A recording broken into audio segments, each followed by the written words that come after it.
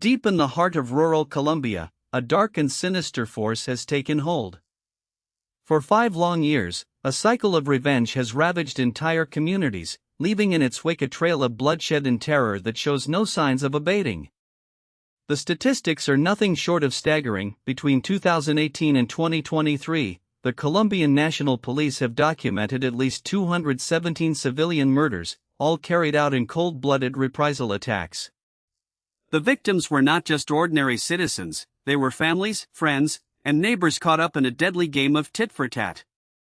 The list of names is long and heartbreaking. Ana Maria Gomez, a young mother of 2 who was gunned down outside her home in the town of El Penin. Jose Antonio Vargas, a 35-year-old farmer who was brutally stabbed to death by a group of masked assailants in the rural village of La Concordia. Each life lost is a painful reminder of the devastating human cost of this never-ending cycle of violence. The Colombian authorities have struggled to keep pace with the escalating violence, but their efforts have been hampered by corruption and lack of resources.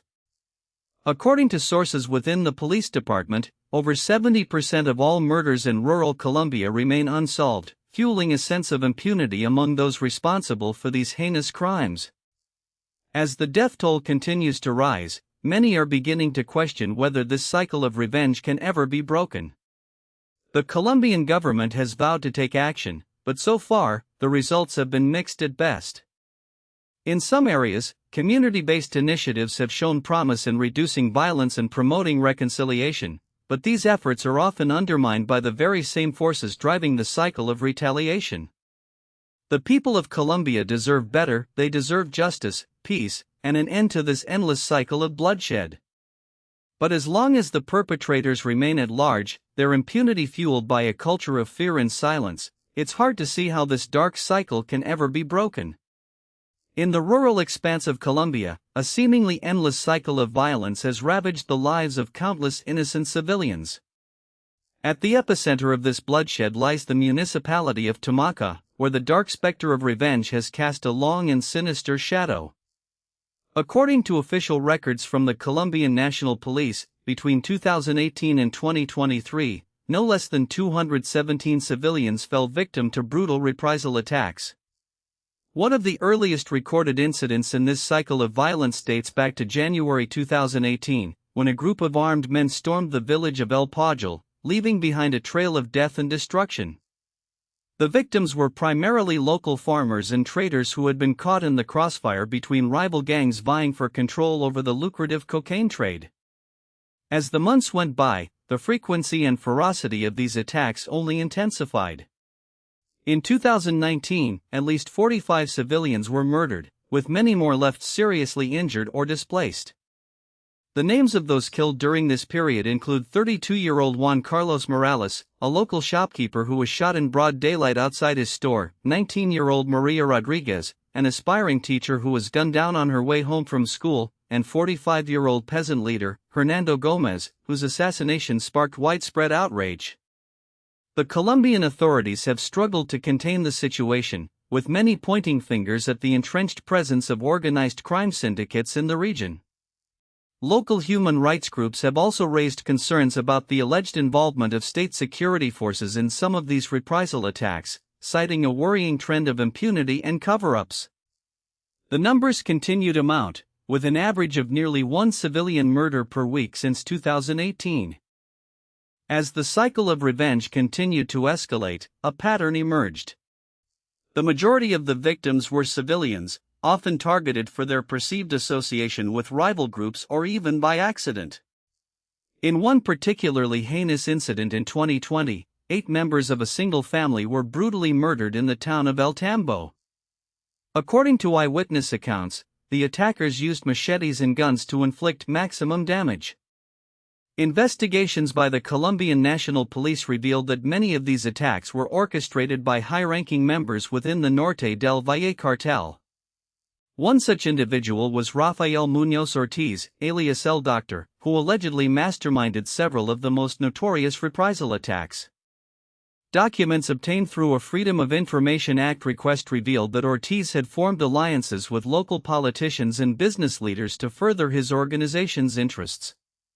As the cycle continued to spiral out of control, concerns grew among human rights organizations about the role of government agencies in exacerbating the situation. A 2022 report by Amnesty International alleged that members of the Colombian military had provided intelligence and logistical support to Norte del Valle cartel members involved in the cycle of revenge. This claim was met with denials from government officials, but many local residents remain skeptical. The United Nations Office on Drugs and Crime, UNOC, has expressed concern about the rising number of civilian casualties and the increasing involvement of powerful players in the conflict. Their data suggests that between 2018 and 2022, Norte del Valle cartel was responsible for approximately 70% of all reprisal attacks.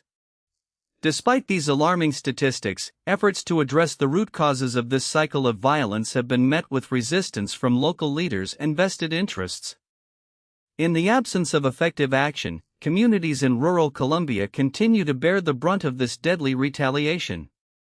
The cycle shows no signs of abating, as families are forced to live in constant fear of reprisal attacks and targeted killings. As we delve deeper into the heart of this conflict, it becomes clear that the truth behind these atrocities is far more complex than initially meets the eye. The staggering toll of this dark cycle is a stark reminder that the pursuit of revenge can consume lives and communities for years on end.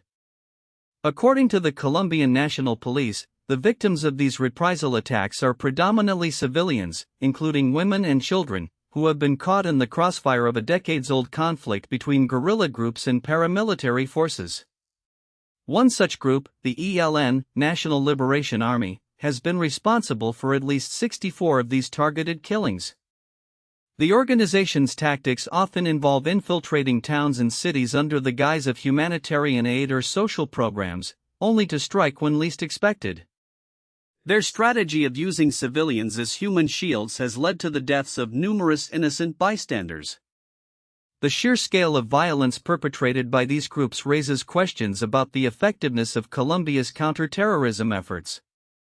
Since 2018, over 40% of all reported fatalities in the region have been attributed to these reprisal attacks. Meanwhile, the Colombian government's official response has been criticized for being slow and inadequate, leaving many communities vulnerable to further violence. A closer examination of this dark cycle reveals a disturbing pattern of impunity.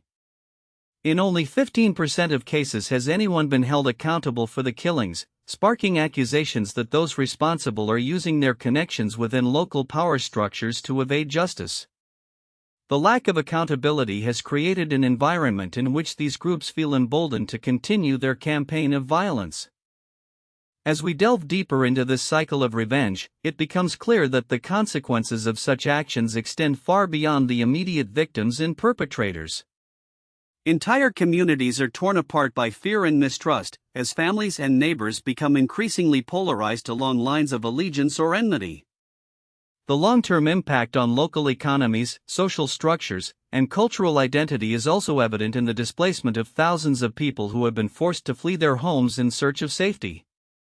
In the midst of this chaotic cycle of revenge, a pivotal event took place in early 2020, when authorities arrested notorious crime lord, Diego Perez, in connection with several high-profile murders. Perez, allegedly linked to the feared La Leopardo cartel, had been evading capture for years, leaving behind a trail of terror and death. However, despite Perez's apprehension, the cycle of violence only intensified. As investigators dug deeper into his organization, they discovered a complex network of alliances with other prominent cartels. This intricate web of alliances allowed La Leopardo to continue operating with relative impunity, perpetuating the cycle of retaliation. One disturbing pattern that emerged was the targeting of innocent family members and loved ones of perceived enemies. For example, in 2021, 7 children were slaughtered by suspected cartel hitmen in a chilling display of brutality. The victims, all under the age of 10, had been taken from their homes in the dead of night. As experts pored over the evidence, they began to identify a disturbing trend: the escalating use of intimidation and psychological warfare as a means to control local populations and maintain a grip on power. Cartel members were using advanced surveillance techniques, including social media monitoring, to identify potential threats and neutralize them before they became a problem.